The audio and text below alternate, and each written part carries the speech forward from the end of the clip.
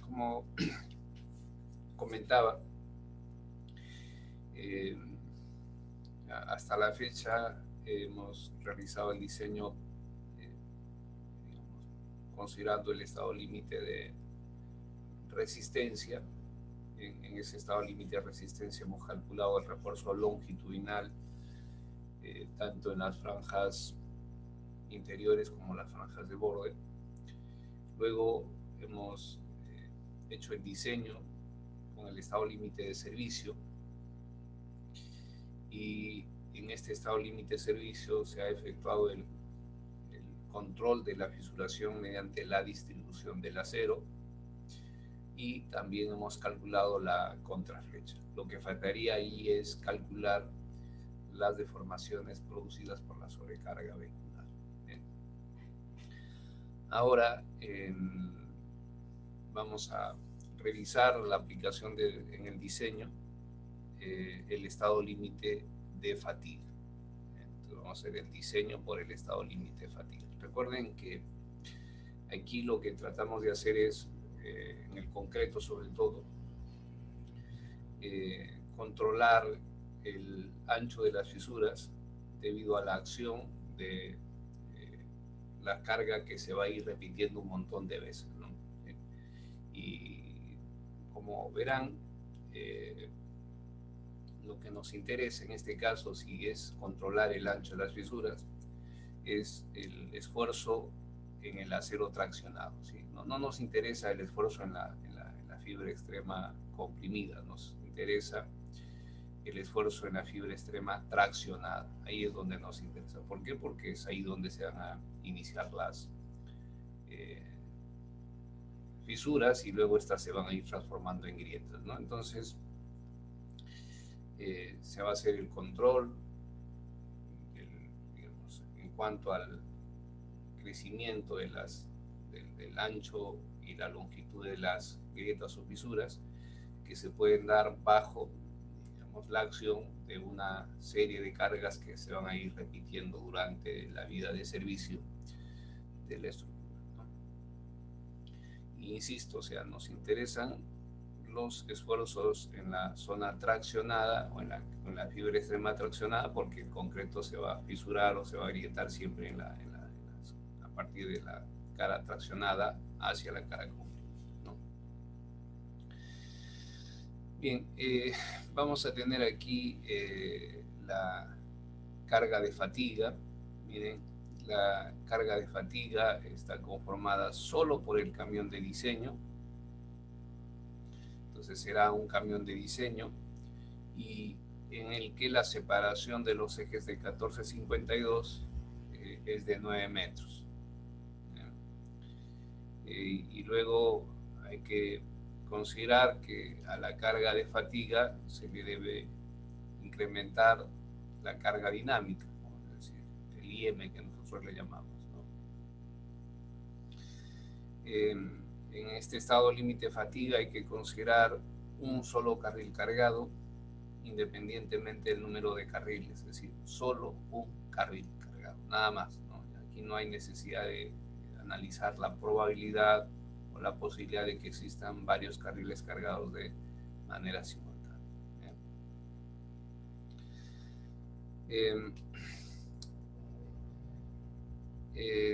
En las especificaciones se hacen algunas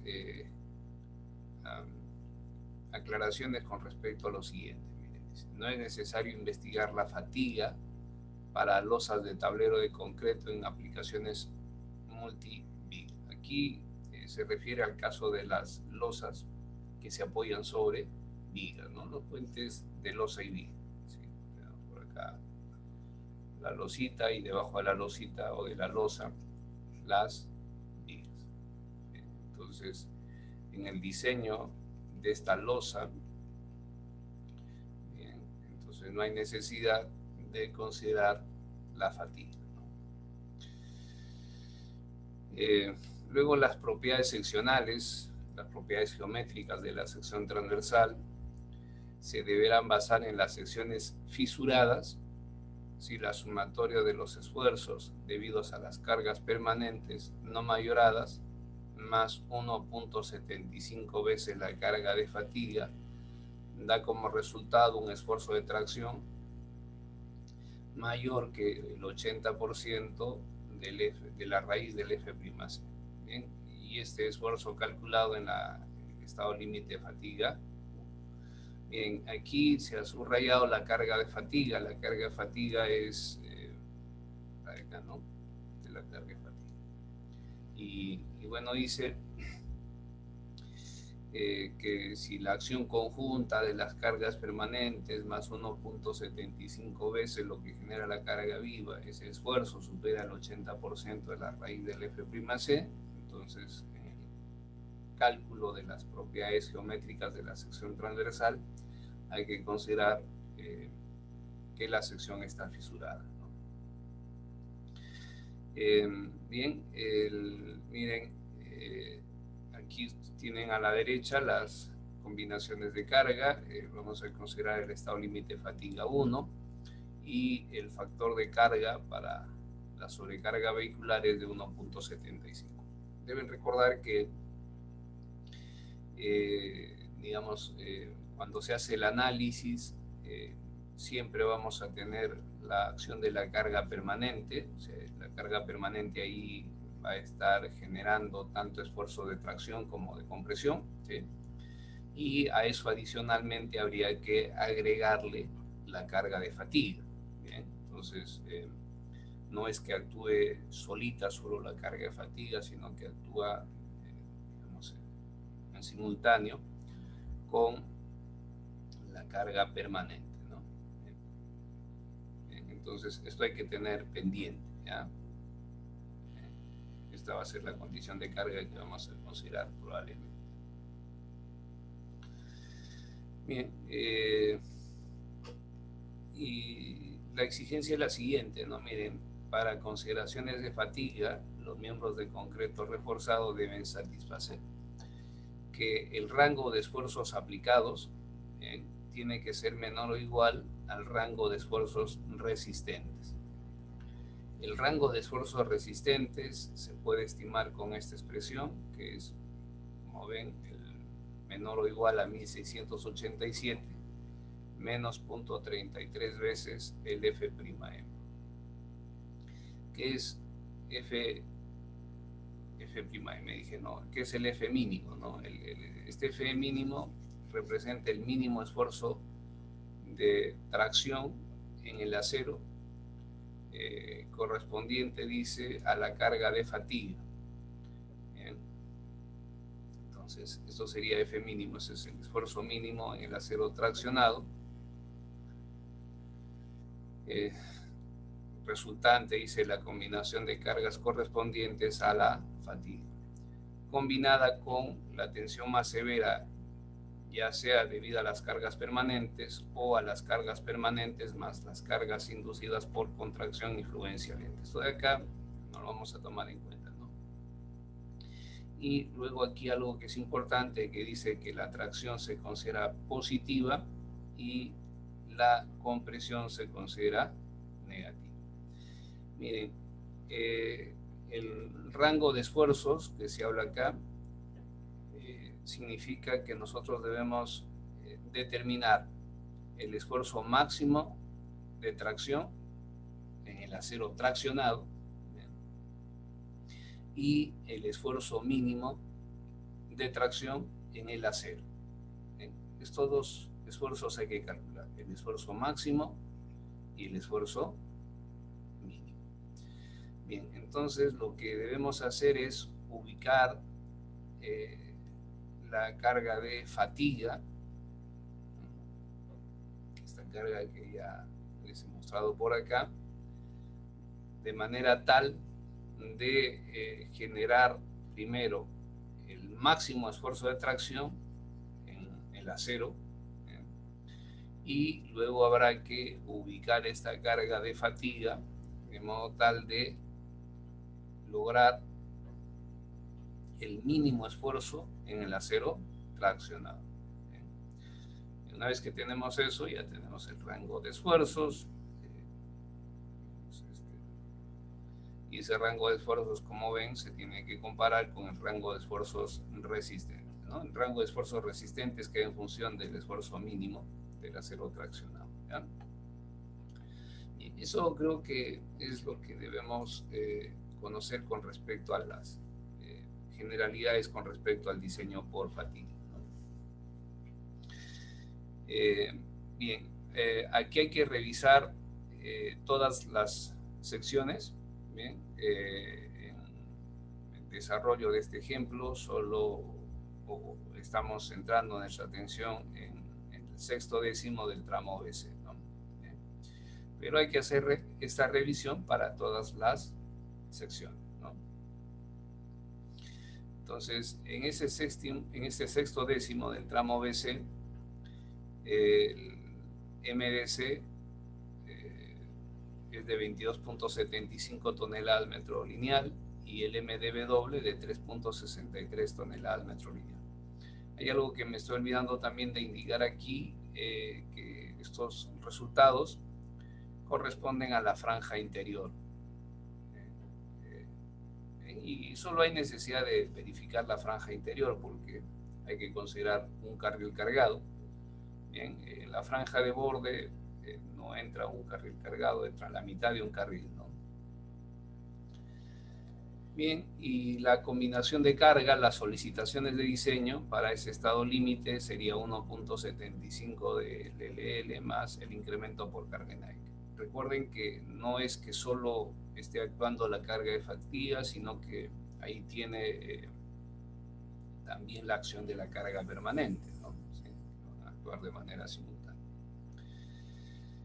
Bien, con respecto, miren, a la distribución transversal de la sobrecarga vehicular, habría que tomar en cuenta lo que está acá. Bien, dice, las disposiciones de este artículo, en lo que es la presencia múltiple de carga viva, no deberán aplicarse al estado límite de fatiga, para el cual se usa un camión de diseño independientemente del número de carriles de diseño. Donde se usen los factores aproximados de distribución de un carril de los artículos indicados acá. Estos artículos han servido para calcular el ancho de la franja equivalente. En lugar de la regla de la palanca o el método estático, la fuerza debe dividirse por 1,20.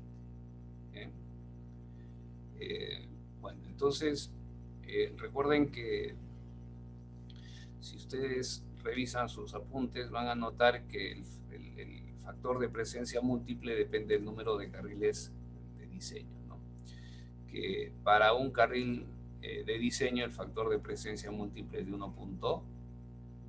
Entonces, en el estado límite de fatiga no aplica este factor de presencia múltiple, por lo tanto habría que retirarlo dentro de los cálculos previamente desarrollados. Hay que retirarlo, ¿no? Y la única manera de retirar, o la forma de retirar, es dividir lo que genere la sobrecarga vehicular entre 1,20 para que quede sin el factor de presencia múltiple. Eso lo podemos hacer, digamos, dividiendo estas fuerzas concentradas de la sobrecarga vehicular o de la carga de fatiga, ¿no?, entre 1,20, ¿no? Pero se puede hacer de otra manera, ¿no? ¿Y cuál es la otra manera? Bueno, en función del ancho de la franja equivalente. Recuerden que hemos calculado el ancho de la franja equivalente considerando un carril cargado y luego múltiples carriles cargados. De acuerdo a lo que estamos viendo, hay que considerar solo un carril cargado. Bien. Entonces, estos 4,23 metros, bien, han sido calculados considerando un carril cargado, ¿no? Ahora aquí vamos a calcular el factor de distribución de la sobrecarga vehicular, y es en este factor de distribución de la sobrecarga vehicular que vamos a aprovechar para incluir lo que se indica por acá, ¿no? Esto sería lo que el 1 entre E correspondería, digamos, la fracción del peso de la carga de carril o de la carga de fatiga que le corresponde a una franja de 1 metro. ¿Se acuerdan? El 1 entre... es la porción del peso, en este caso, de la carga de fatiga que le correspondería a la franja de 1 metro. Y luego esto hay que dividirlo entre 1,20, ¿no? Para quitarle el factor de presencia. Entonces, esta operación se ha hecho acá y como ven, resulta que el factor de distribución es de 0,20, incluyendo ya 1,2 que se indica por acá, ¿no? Entonces, para la carga de fatiga, a la franja de 1 metro le va a llegar el 20% de lo que genere la carga de fatiga. Bien, el 20% nada más. Bueno, lo de acá ya ha sido calculado con antelación, ¿no es cierto?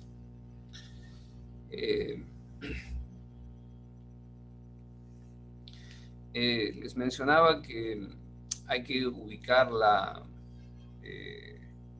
carga de fatiga de modo tal de lograr obtener el máximo esfuerzo de tracción y el mínimo esfuerzo de tracción en el acero traccionado.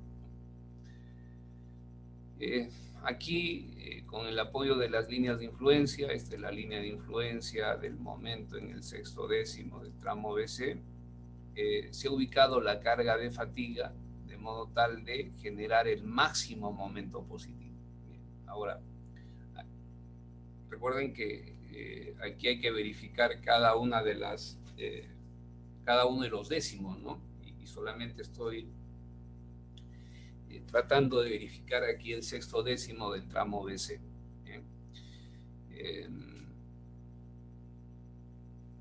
Lo que habría que mirar es lo siguiente, ¿no? Que si dibujamos el diagrama de momentos por carga permanente, el diagrama de momentos va a quedar así. Y aquí en el sexto décimo del tramo BC hay momento positivo. Este momento positivo es producido por las cargas permanentes. Entonces, que si nosotros ubicamos esta carga de fatiga de modo tal de generar el máximo momento positivo en ese sexto décimo del tramo BC, se va a sumar al momento producido por la carga permanente. Y en esas condiciones vamos a obtener el máximo esfuerzo de tracción en esa sección. No sé si se logra el máximo esfuerzo de tracción en el acero en esa sección. No sé si se logra visualizar, ¿no? Entonces, esta será la posición de la sobrecarga o de la carga de fatiga que nos va a conducir a obtener el máximo esfuerzo de tracción en el acero traccionado en ese sexto décimo del tramo BC. Bien, entonces, con la ayuda de la línea de influencia se calcula el momento producido por la carga de fatiga, que como ven es de 44.67 toneladas metro lineal por carril. Ahora, esto se distribuye transversalmente y a la franja de 1 metro, si ustedes recuerdan, le llegaría el 20% de este momento, ¿no? Es decir, 8.93 toneladas metro lineal por metro. Y luego se está colocando aquí el incremento por carga dinámica. Para el estado límite de fatiga, el incremento por carga dinámica ya es del 15%, no es del 33%, que eso aplica para el estado límite de resistencia, servicio y eventos extremos, ¿no? Entonces, el 15% del 20% de 44.65, 1.34 toneladas metro lineal. Este producto de acá sirve para determinar el momento que toma una franja de 1 metro, ¿no? Todo se está calculando aquí para una franja de 1 metro. Y luego miren, se está ubicando aquí la carga de fatiga de manera tal de obtener el mínimo esfuerzo de tracción en el acero traccionado en el sexto décimo del tramo BC. ¿Bien? Y bueno,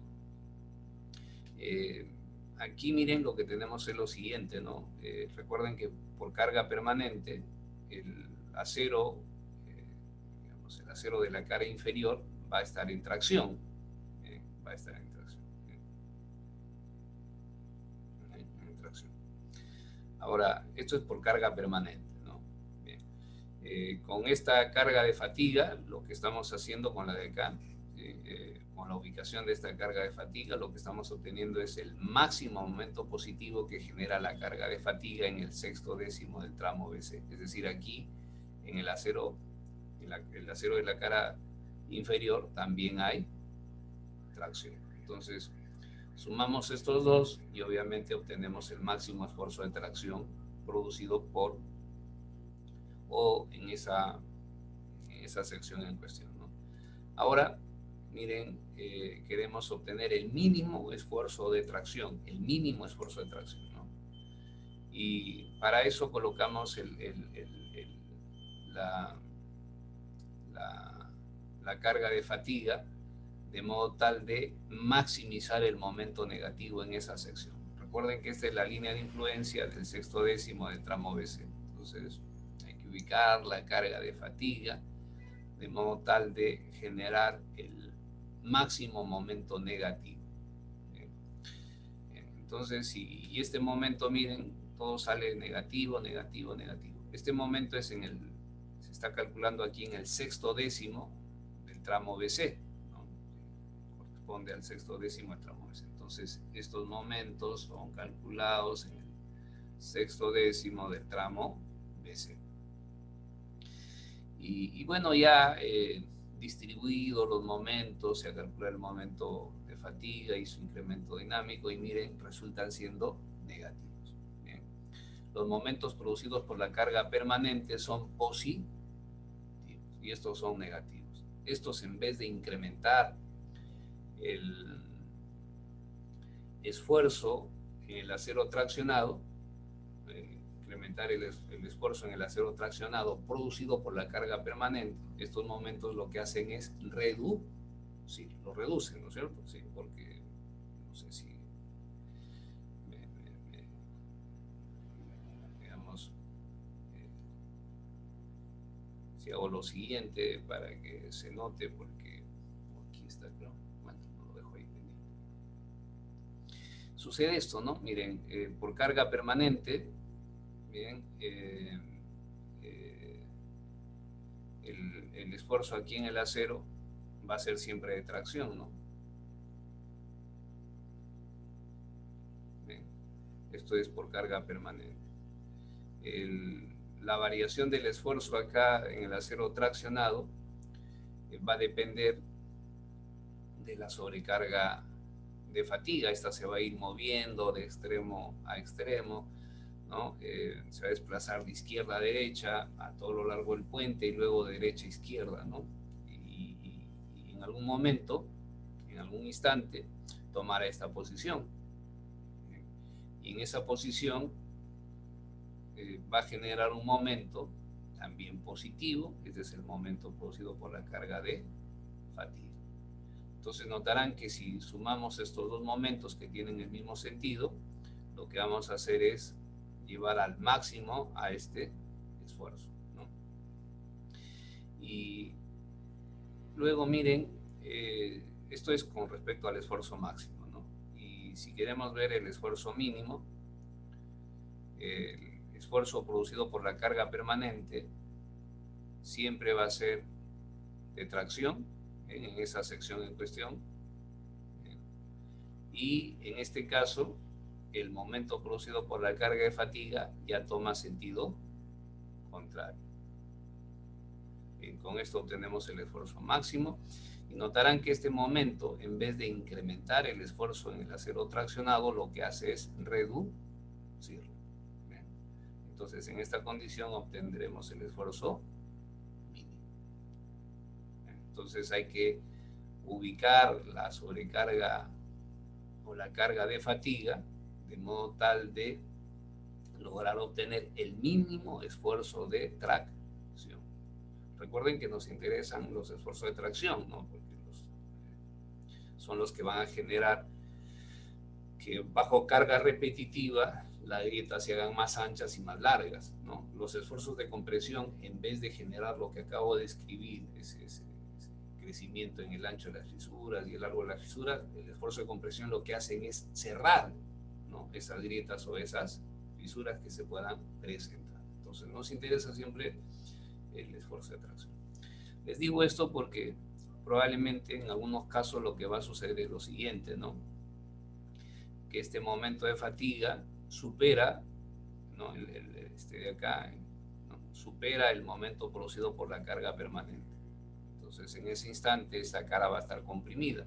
Entonces ya no es problema para la fatiga, ¿no?, porque ese esfuerzo de compresión lo que va a hacer es cerrar las fisuras y no las va a abrir, ¿no? Entonces no habría problema en ese caso, ¿no? Bien, entonces ya tenemos los cálculos desarrollados. Miren aquí, haciendo un resumen, el MDC, el MLL, el MDW, el MIM, el momento de inercia de la sección agrietada y la profundidad del eje neutro de la sección bruta. Aquí se están tomando, como ven, todos los momentos con el mismo signo, ¿no? Todos los positivos. ¿Y por qué los positivos? Porque en este caso serían los que van a generar los máximos esfuerzos de tracción. En la sección crítica de momento negativo se tomarán pues todos los negativos, ¿no?, para hacer este cálculo. ¿Qué es lo que vamos a ver? Es, en realidad, si hay necesidad de considerar la sección agrietada o la sección sin agrietar, ¿no? ¿Se acuerdan que una de las condiciones decía que si los esfuerzos en la fibra extrema traccionada, digamos, producidos por la carga permanente y 1.75 veces la carga de fatiga supera este límite, entonces hay que hacer el cálculo con la sección fisurada, ¿no? Entonces esa comprobación se va a hacer en este instante. El momento actuante, miren, lo que genera la carga permanente más 1.75 veces los momentos producidos por la carga de fatiga. Total, 44.35 toneladas metro lineal. El esfuerzo en la fibra extrema traccionada, bien, calculada en este estado límite, y tomando como referencia la sección bruta, resulta de 73.91 kilocentímetros cuadrados, ¿no? Este esfuerzo ya se supone que ustedes lo conocen, es M por Y entre el momento de inercia, ¿no? En este caso el momento de inercia de la sección bruta. Y luego calculamos el límite superior, que sería el 80% de la raíz de F'C, 14.97. Como ven, el esfuerzo en la fibra extrema traccionada es de 71.91 kilogramos centímetros cuadrados. Supera el límite, el 80% de la raíz de F'C, que es 14.97. Por lo tanto, hay que hacer el cálculo con la sección agrietada, ¿no? Sí, entonces, esta verificación, si necesitamos o no tomar la sección agrietada, hay que hacerlo con el mayor momento que actúa sobre la sección, ¿no? Bien, en esa sección, miren la cantidad de acero que se está disponiendo por metro, en esos de los cálculos que han precedido, el peralte efectivo, el real, la sección tiene un ancho de 1 metro, y también ya los cálculos que hemos realizado anteriormente, se ha definido para esa sección la profundidad del eje neutro y el momento de inercia a la sección agrietada. Bien, estos cálculos creo que no deberían tomarse en cuenta.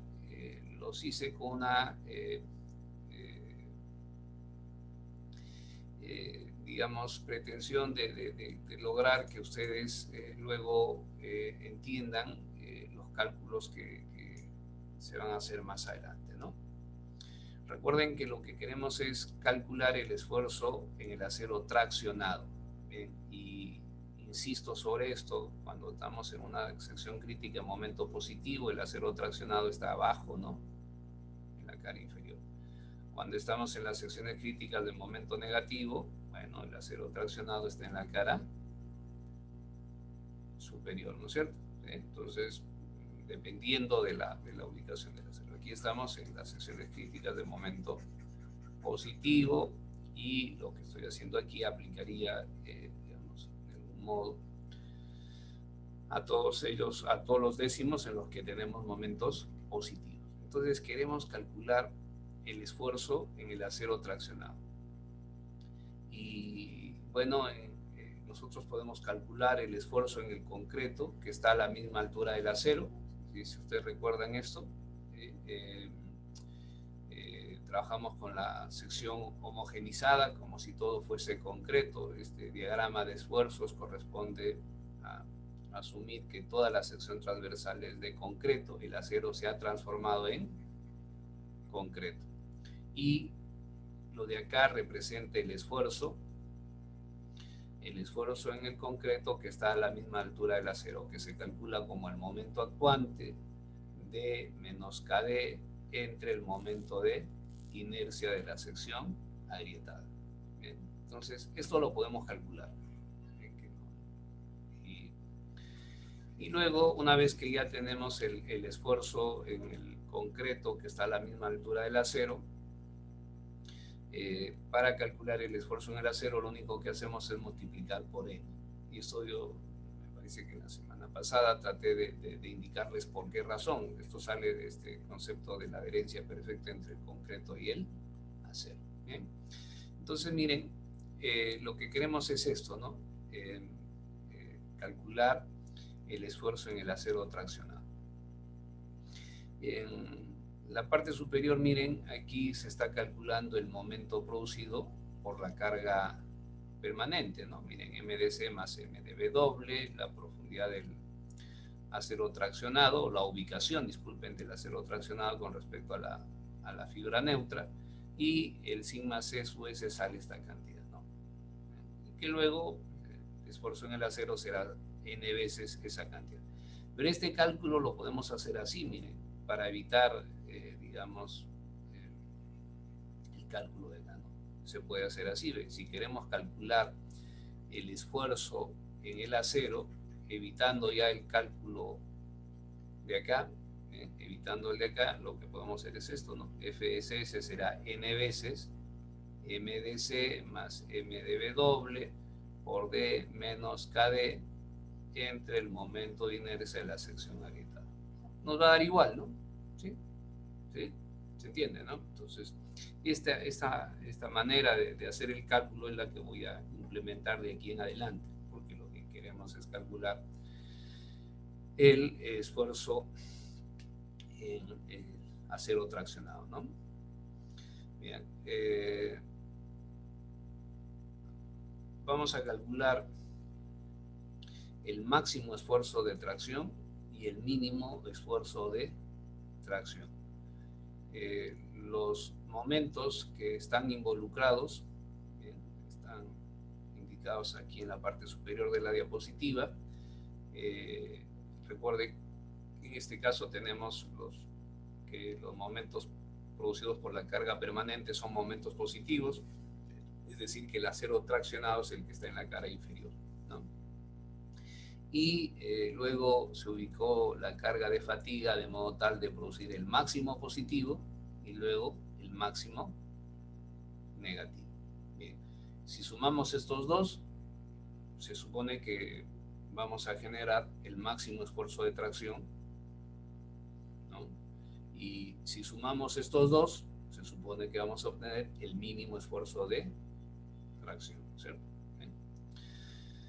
Bueno, entonces las operaciones se están haciendo acá. Recuerden de lo que les mencioné hace rato. para evitarnos este paso adicional de frente hacemos el cálculo. El efecto producido por la carga permanente, los momentos, y lo que genera la carga de fatiga multiplicada por su factor de carga, que es de 1.75. Y lo de acá ya, pues esto viene a ser la ubicación del acero traccionado con respecto al eje neutroelástico. Y total, miren, resulta que esto es de 1839 kilogramos centímetros cuadrados. Este sería el esfuerzo máximo en el acero traccionado. Y recuerden que en el estado límite de fatiga hay que garantizar que la estructura permanezca en el rango elástico, es decir, que este esfuerzo tiene que ser menor o igual que el esfuerzo límite de proporcionalidad. Y se cumple, ¿no? Por lo tanto, estamos bien, ¿no?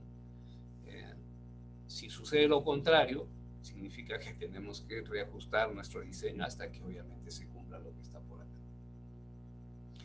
Y el esfuerzo mínimo, miren, se obtendrá pues sumando estas dos condiciones de acá, las dos condiciones de acá, ¿no? Sumando la carga permanente y aquella condición de la carga de fatiga que genera el máximo momento negativo, ¿no? Acá. Y bueno, los efectos de la carga permanente, ¿bien? Y lo que genera la carga de fatiga. Esto de acá ya se conoce. Y el esfuerzo mínimo sale de 1016 kilogramos centímetros cuadrados. Ya no hay necesidad de compararlo con el 60% del FY. Este es el 60% del FY, porque si pasa el máximo, obviamente tiene que pasar el rango de esfuerzos actuantes en esa sección será el esfuerzo máximo menos el esfuerzo mínimo. Total, 823 kilogramos sobre centímetros cuadrados. Ese es el rango de esfuerzos al cual va a estar expuesto el acero traccionado. El rango de esfuerzos resistentes que se obtiene con esta expresión, 1687 menos 0.33 veces el esfuerzo, el rango de esfuerzo resistente será 1687 menos 0.33 de 1016, que resulta de 1352 kilogramos centímetros cuadrados. Entonces, lo único que nos queda aquí es verificar que el rango de esfuerzos actuantes sea menor o igual que el rango de esfuerzos resistentes. Como ven, se cumple la desigualdad. Por lo tanto, la sección, el peralte de la losa, la cantidad de acero que se ha dispuesto en esa sección, cumple plenamente con los requerimientos, ¿no? Entonces no habría problema. Que si el rango de esfuerzos actuantes superase el rango de esfuerzos resistentes, entonces hay que tomar decisiones, y una de ellas puede ser incrementar el peralte de la losa, incrementar la cantidad de acero, ¿sí? Incrementar la resistencia concreta, es decir, hay varias formas de lograr superar esto, ¿no? Miren, entonces lo que han visto aquí es lo referido al cálculo en el sexto décimo del tramo BC, ¿no? Antes de cortar esto, miren, recuerden que estos cálculos se tienen que hacer para cada uno de los décimos, ¿no? Para cada uno de los décimos.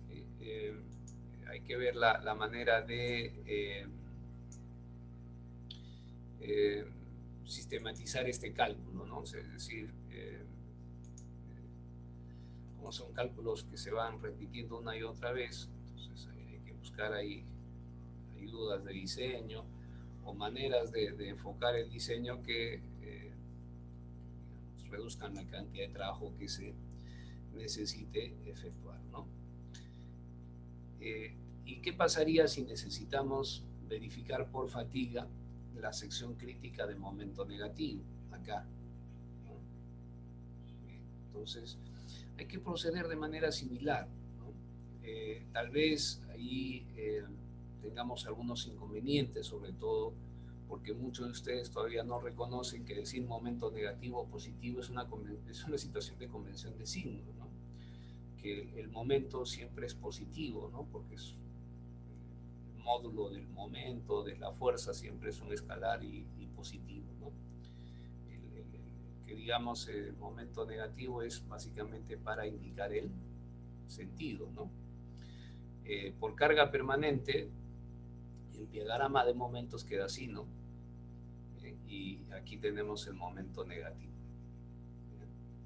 Y decir negativo es porque este momento lo que genera es que la cara superior se tracciona, ¿no? Si aquí dibujo el diagrama de esfuerzos, entonces por acá va a estar el eje neutro, de aquí hacia abajo todas las fibras están comprimidas, y ahora el acero traccionado se ubica en la cara superior, y lo que queremos es cuantificar este esfuerzo, ¿no? Entonces este esfuerzo lo debemos cuantificar, y lo debemos cuantificar en sus dos condiciones: el esfuerzo máximo y el esfuerzo mínimo, como habrán visto acá, ¿no? Aquí el momento está así, ¿ve? Este es el momento producido por la carga permanente. Entonces, para obtener el máximo esfuerzo de tracción en este acero, producido por la acción combinada de la carga permanente más la carga de fatiga, porque, insisto, están estas dos presentes, no solo la carga de fatiga, sino que acuérdense, ahí está la carga permanente, ¿no? Entonces, lo que habría que hacer es, en primer lugar, dibujar la línea de influencia del momento en B, ¿no? Entonces dibujamos la línea de influencia del momento en B, que probablemente quede así. Y a efectos de obtener el máximo esfuerzo de tracción, obviamente habrá que colocar la carga de fatiga que maximice el momento negativo. Entonces aquí hay que poner la carga de fatiga de modo tal de maximizar el momento negativo. ¿Bien? Y ese momento negativo lo traslado acá y va a tener el mismo signo del momento producido por la carga de fatiga. Entonces estos dos momentos se suman y aquí generarán el máximo esfuerzo de tracción. El máximo esfuerzo de tracción. ¿Bien? Y luego habría que colocar la carga de fatiga de modo tal de generar el máximo momento positivo, ¿no? Es decir, por acá vuelvo a dibujar mi diagrama de esfuerzos, el eje neutro, todas estas fibras comprimidas, bajo la acción de la carga permanente. Aquí tengo esfuerzo de tracción, y luego cuando digo voy a obtener el máximo momento positivo, el momento positivo estaría así, ¿no? Este es el momento producido por la fatiga. ¿Y aquí qué voy a obtener? Bueno, veo que este momento, que tiene sentido contrario al de acá, en vez de incrementar al de acá, lo que hace es reducirlo, ¿cierto? Y esa reducción nos permite obtener el mínimo. Entonces ya tengo el máximo, el mínimo. Lo que puede ocurrir aquí son cosas bien raras, y no raras, digo, sino que tal vez requieren un poquito más de esfuerzo desde el punto de vista del conocimiento, ¿no? Lo que se puede dar es que, por ejemplo, este momento supere al momento de acá. Entonces, en esta condición, el acero superior ya estaría comprimido. Y cuando el acero está comprimido, cálculo de las propiedades de la sección transversal cambian, ¿no? Es decir, lo que nosotros hemos hecho es considerar solo acero en la cara traccionada, pero ¿qué pasa si hay acero en la cara comprimida? ¿Cómo calcular las propiedades geométricas de la sección transversal en estas condiciones, ¿no? Bueno, aquí obviamente va a cambiar el modo de calcular la ubicación del eje neutro y el momento que da inicio a la fisuración del concreto. Cuando tienen esta sección, que podríamos llamar doblemente reforzada, ¿no? Con acero tanto en la cara comprimida como en la cara traccionada. Entonces aquí hay una forma particular. Hay un efecto que se llama el efecto del flujo plástico en el concreto, que está relacionado con el acero que está en la cara comprimida. Hay que leer esto para luego entender cómo en estos casos se puede calcular el KD y el momento de inercia de la sección agrietada. No se lo puede encontrar en cualquier libro de concreto reforzado, ¿no? Indico esto porque probablemente en el trabajo que ustedes van a desarrollar o están desarrollando van a tener inconvenientes, ¿no? Porque la longitud de los tramos es pequeñita, ¿no? Y luego eso tendrían que relacionarlo con esta diapositiva, ¿no? Miren,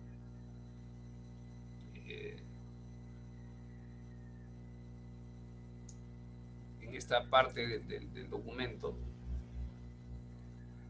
bien, se indica lo siguiente, ¿no? Dice, la tracción se considera positiva y la compresión negativa. Bien. Eso significa que hay un modo particular de calcular en este caso el rango de esfuerzo cuando ya tenemos lo de acá, cuando el acero está comprimido. Bien, entonces aquí en el rango de esfuerzo sería el esfuerzo máximo menos el esfuerzo mínimo, si este es de tracción, y si es de compresión, este rango de esfuerzos quedaría como el esfuerzo máximo menos el esfuerzo mínimo, ¿no?